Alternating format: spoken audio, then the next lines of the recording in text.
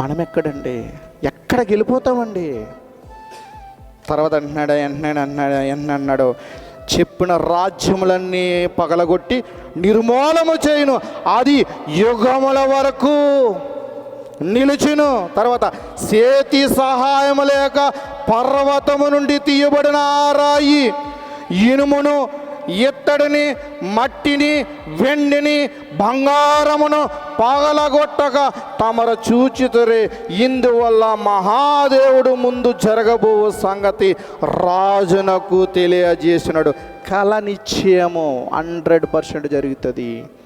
దాని భావం, దాని మీనింగ్ కూడా నమ్మదగినది. అదండి దానియేలు గ్రంథం. ఈ రాయిని మనం 118వ కీర్తనలో చూసుకుని వద్దాం. దేవుడు యేసుప్రభు గారు మాట్లాడుతున్నాడు తండ్రి అయిన దేవుడితో. 17వ వచనం, నేను